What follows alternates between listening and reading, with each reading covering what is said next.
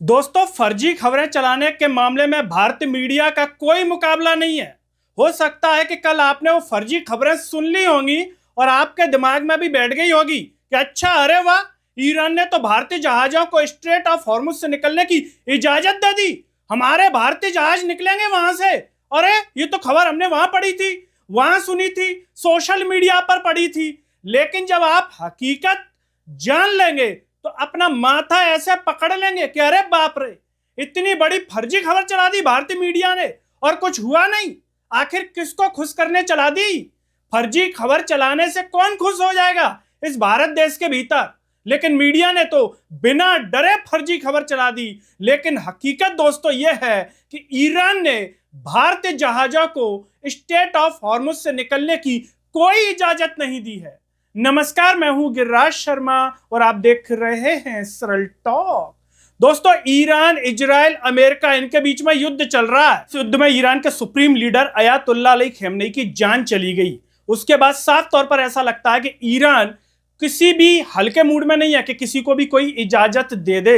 यानी कि अपने supreme leader Ayatollah Ali Khamenei की जान का, अपनी उनकी शहीदी का बदला ईरान पूरे जोरों से ले रहा है। लेकिन जरा आप देखिए कि भारत का इस युद्ध से कोई लेना देना नहीं है, कुछ भी नहीं है। लेकिन फिर भी सुनने में आता है मीडिया में, सोशल मीडिया पर, गैस का संकट, टैंकर ईरान के जो स्ट्रेट ऑफ हॉर्मुज है वहां से आ पाएंगे कि नहीं आ पाएंगे, लोग जो है पैनिक हो रहे हैं। और हमारे नरेंद्र भाई साहब, नरेंद्र मोदी युद्ध से कुछ दिन पहले कहां चले गए? ज्यादा ज्ञान और गणित लगा करके इजराइल चले गए भाई साहब, इजराइल। जबकि हमारा कोई लेना देना नहीं है। ईरान हमारा अच्छा दोस्त था, रूस हमारा अच्छा दोस्त था। लेकिन ऐसा लग रहा है कि नरेंद्र मोदी जी की पता नहीं कौन सी विदेश नीति चल रही है, कौन से ज्योतिष पर दिखा के जाते हैं कि इस तरीके से हालात कर दिए कि हमारा कोई लेना देना नहीं है इस युद्ध से। उसके बावजूद इस तरीके से पूरा माहौल बना हुआ है कि जैसे हिंदुस्तान भी पता नहीं इस युद्ध में शामिल है कि क्या है। लेकिन नहीं है हम कहीं से कहीं तक। लेकिन संकट इस तरीके से एलपीजी गैस को सुनने में आ रहा है, कभी पेट्रोल डीजल की बातें हो रही हैं, तरह तरह की। बहरहाल, अब इसमें जो मुख्य मुद्दा है दोस्तों वो ये है कि सोशल मीडिया पर ये खबरें चल रही हैं, ये बातें चल रही थी कि हमारे भारत वाले जहाज, जिन पर भारत देश का झंडा लगा हुआ है, जो हमारे जहाज हैं, टैंकर हैं, जो ईरान के स्ट्रेट ऑफ हॉर्मुज से आने हैं, वो फंसे हुए हैं दोस्तों। युद्ध को कई दिन हो गए और वहीं पर टिके हुए हैं, वहीं पर रुके हुए हैं। ऐसे में media channels, social media, Twitter handles, ये खबरें तमाम तरह से बहने लगी कि अरे, कोई कह रहा है इजाजत मिल गई, भारतीय जहाजों को इजाजत मिल गई, तो कोई कह रहा है कि एक जहाज तो आ गया, स्ट्रेट ऑफ हॉर्मुज पार करके आ गया एक जहाज। लेकिन जब हकीकत पता चली तो दोस्तों आप कहेंगे बाप रे बाप, इन्होंने फर्जी खबरें चला दी। इन फर्जी चैनलों को जो है भारत की सरकार को, नरेंद्र मोदी सरकार को बंद कर देना चाहिए जब इतनी बड़ी फर्जी खबरें चला रहे हैं। या फिर ये फर्जी खबरें किसी के कहने पर चला रहे हैं, कोई सरकार का बड़ा हाथ है इनके ऊपर, इसीलिए बिना डरे फर्जी खबरें चला रहे हैं।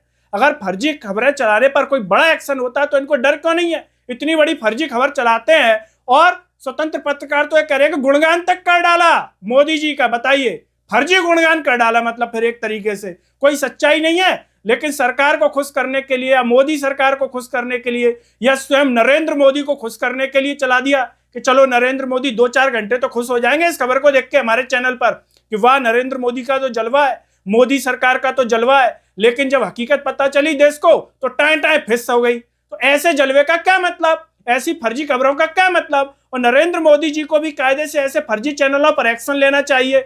आखिर कैसे चला दी फर्जी खबर, ये अपने आप में एक बड़ा सवाल है। जहां पर नरेंद्र मोदी बड़ी बातें करते हैं उसकी मोदी सरकार कि गलत नहीं होगा, ये नहीं होगा, तो फेक खबरें कैसे चल रही हैं? दोस्तों, एनबीटी बता रहा है कि स्ट्रेट ऑफ हॉर्मुज में फंसे 28 जहाजों पर सवार 856 भारतीयों के जान की आफत है।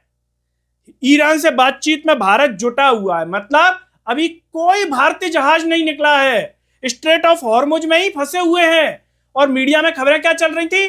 कोई कह रहा था परमिशन मिल गई, कोई कह रहा था एक जहाज निकल गया, कोई कह रहा है कि जयशंकर ने फोन पर बात कर ली, कोई कह रहा है कि जयशंकर के एक कॉल पर जो है परमिशन मिल गई। इस तरीके की फर्जी हेडलाइंस, फर्जी खबरें, और एंकर भी आराम से बैठ करके फर्जी बातें दे रहा है। लेकिन 24 घंटे भी ठीक ढंग से नहीं हुए और फर्जीपना खुल गया। क्या खुल गया? कि ईरान ने अभी कोई परमिशन नहीं दिया भारतीय जहाजों को, वो भारतीय जहाज वहीं पर हैं। और जिस जहाज की बात हो रही है वो तो दूसरा है, वो भारतीय झंडे के बैनर तले नहीं है वो वाला जहाज। वो भी हम आपको आगे बता देते हैं। दोस्तों मीडिया में बताया जा रहा है इसको लेकर के कि ईरान के अधिकारियों के साथ जो है भारत बातचीत कर रहा है और जहाजों को निकालने की कोई इजाजत नहीं है। ये पीटीआई के माध्यम से बताया जा रहा है यहां पर कि कई हफ्तों में जो फारस की खाड़ी में टैंकरों और बड़े मालवाहक जहाजों पर हुए लगातार हमले की बात सामने आ रही है। 3 भारतीय मरीन मारे जा चुके हैं इसमें, एक अन्य के लापता होने की खबर है और कई अन्य अलग अलग समुद्री घटनाओं में घायल भी हुए हैं। विदेश मंत्री ईरान से 3 बार वार्ता कर चुके हैं, 3 बार। विदेश मंत्री कौन? जयशंकर। और इसमें जो 10 मार्च को बातचीत हुई थी वो भी शामिल है इसके अंदर। इसमें समुद्री सुरक्षा पर दोस्तों चर्चा की गई थी, जहाजों की सुरक्षा चिंताओं पर चर्चा की गई थी। बुधवार को पहला जहाज जो भारत पहुंचा है, जिसकी बात हो रही है, आपने अखबारों में भी देखा होगा, उसकी जरा सच्चाई जान लीजिए दोस्तों। इसमें अधिकारी ये कह रहे हैं कि पिछले 4 से 5 दिनों में किसी भी भारतीय झंडे वाले व्यापारिक जहाज को स्ट्रेट ऑफ हॉर्मुज से गुजरने की कोई अनुमति नहीं दी गई है। लेकिन लाइबेरिया के झंडे वाला एक स्वेज मैक्स टैंकर जिसमें सऊदी का कच्चा तेल लदा था, गुरुवार को इस स्ट्रेट ऑफ हॉर्मुज से गुजरते हुए मुंबई पहुंचा। यह संघर्ष शुरू होने के बाद से पश्चिम एशिया से भारत पहुंचने वाला पहला जहाज है। लेकिन ध्यान दीजिए, उस पर भारतीय झंडा नहीं है, वो भारत का वो नहीं है, वो दूसरे उसका आया है जो मुंबई पहुंचा, जिसकी बात हो रही है। लेकिन हमारे भारत का फर्जी मीडिया क्या चला रहा था, आपने सुन ही लिया होगा। मिल गई परमिशन, आया पहला जहाज भारत, ईरान ने दे दी परमिशन। जिसके मुंह में जो आया वो बके जा रहा है, बस कोई तथ्य नहीं, कोई सत्यता नहीं। अब इस फर्जी खबरों से कौन खुश हो सकता है, आप कमेंट में बताते रहिएगा। दोस्तों भारत सरकार की स्थिति पर नजर बनी हुई है इसको लेकर के, और इसमें जो बयान आ रहा है वो ये है कि सभी भारतीय जहाजों और उनके चालक दल की सदस्यों की सुरक्षा और हिफाजत के लिए उन पर सख्त रूप से नजर रखी जा रही है। हाल के हमलों में 3 चालक दल के सदस्य मारे गए, 1 लापता है और 4 घायल हुए हैं। मीडिया में ये खबरें बताई जा रही है। बुधवार को नई दिल्ली ने गुजरात के कांडला बंदरगाह जा रहे थाईलैंड के झंडे वाले एक जहाज पर हुए हमले की निंदा की है। इस जहाज पर उस समय गोलीबारी की गई जब वो उस इलाके से गुजर रहा था। जहाज के 20 क्रू सदस्यों को बचा लिया गया, जबकि 3 अभी भी लापता है। दोस्तों एक रणविजय वो इसको लेकर के क्या कह रहे हैं वो भी हम आपको बता देते हैं। वो कह रहे हैं कि कल खबरें चली कि स्ट्रेट ऑफ हॉर्मुज से एक जहाज भारत आ गया। दरअसल उस जहाज ने स्ट्रेट ऑफ हॉर्मुज पार ही नहीं किया क्योंकि वो गल्फ ऑफ ओमान में था। सोचिए टीवी न्यूज वाले कैसी फर्जी खबरें चलाते हैं। जिस जहाज ने स्ट्रेट ऑफ हॉर्मुज पार ही नहीं किया उससे लेकर मोदी का गुणगान कर दिया और वो एक वीडियो को साझा कर रहे हैं। इसके अलावा इन्होंने एक और ट्वीट किया है और यहां पर ये एक नक्शा शेयर करते हुए कह रहे हैं कि इस नक्शे में जहां 24 लिखा है उसी इलाके में भारत के 24 जहाज फंसे हुए हैं। युद्ध की शुरुआत से वो वहां हैं, इसमें से एक भी जहाज स्ट्रेट ऑफ हॉर्मुज पार नहीं कर पाया। इन 24 भारतीय जहाजों को निकालना ही सबसे बड़ी चुनौती है।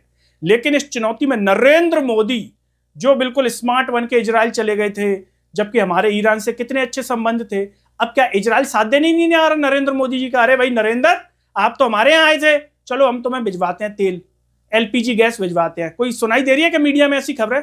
लेकिन ट्विटर पर, सोशल मीडिया पर ऐसी तमाम फर्जी खबरें दोस्तों कि आपका सुनकर के भेजा घूम जाएगा। ये देखिए ताकत, ये देखिए कूटनीति, ये देखिए फलाने की कूटनीति, ये देखिए ढेमाके की कूटनीति, टोटल फर्जी। और ऐसे जो लोग हैं ये बिल्कुल बकवास उस पर चलते हैं, कोई सत्यता नहीं। जिस सरकार की इमेज ऐसी है बिल्कुल झूठ की, वही उनके कार्यकर्ता जो भी फॉलोअर्स हैं उनकी भी इमेज उसी तरीके से है दोस्तों।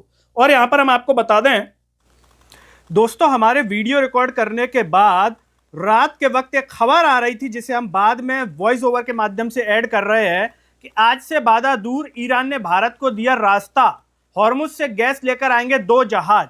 दोस्तों ये खबर भारतीय मीडिया में चल रही है और ये न्यूज एजेंसी राइटर्स के मुताबिक है। आपको बता दें राइटर्स ऐसा कह रहा है, उस आधार पर एक खबर भारतीय मीडिया में चल रही है। शुरुआत में हमने जो आपको बताया उससे पहले पूरे देश में ये खबरें चल रही थी, लेकिन अब सामने ये आ गई है कि ईरान ने भारत को रास्ता दिया है और 2 जहाजों की हॉर्मुज से गैस लेकर के निकलने की परमिशन दी है। ये राइटर्स के मुताबिक है, हम आपको बता दें। दोस्तों इसे लेकर के आप क्या कहना चाहेंगे? आखिर हमारे भारत का मीडिया इतनी फर्जी खबरें, वो भी बिना डरे, किसकी सह पर चलाता है?